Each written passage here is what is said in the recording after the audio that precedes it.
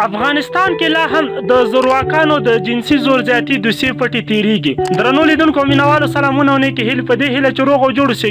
د نورو ښکلي مطالبو لپاره در سره پښتو ټاپ ټي وي یوټیوب چینل همدا اوس سبسکرایب او ورسره د ګونګړي نشان ووهئ. د بشري حقونو د څار نړیوال سازمان وایي لا هم په افغانستان کې د زورواکانو د جنسي زور زیاتۍ دوسیې نه څېړل کیږي او په دې برخه کې قانون تر پښو لاندې کیږي. دغه سازمان پر افغان حکومت غږ کړی چې د جنسي زور زیاتۍ له قربانیانو سره د له انصاف څخه ډک کار واخلي، له هغوی سره د مرسته وکړي او د شاهدانو د امنیت لپاره د کافي اقدامات وکړي. دغه سازمان وايي افغان حکومت لا هم د فوټبال فدراسیون د دریو هغو لوړپوړو چارواکو په نیونه کې پاتې راغلی چې د ښځینه فوټبالرانو د جنسي ځورونې تورونه پرې رګېدلي دي.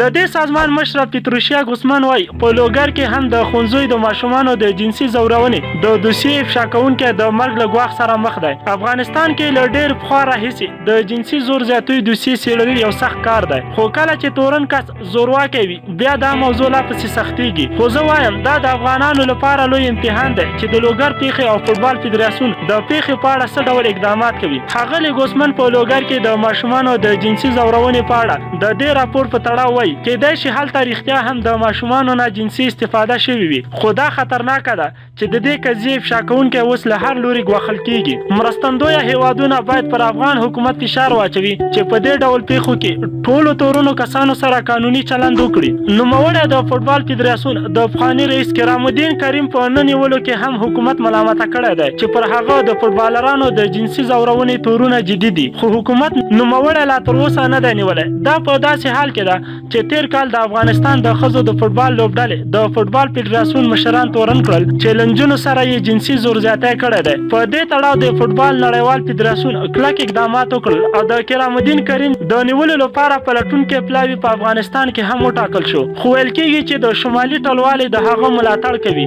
همداراز د لوګر د ښوونځي د ماشومانو د جنسي ځورونې په دوسیه کې لوی څارنوالۍ، معرف وزارت، ولسي جرګې بیل بیل پلاوي جوړ کړي دي، خو تر اوسه یې قضیه معلومه نه ده. افغان حکومت ویلي چې د دغه راپور جوړونکو په بهر کې د پناه اخیستلو لپاره داسې دوسیه راپورته کړې وه. خپل نظرونه انتقادات مو راته د ویډیو لاندې کمنټ کې ولیکئ. د نورو مطالبو لپاره در سره پښتو ټاپ ټي وي یوټیوب چینل همدا اوس سبسکرایب او ورسره د ګونګړي علامه ووهئ. ویډیو در سره حتما لایک او له نورو دوستانو سره مو هم شیر کړئ.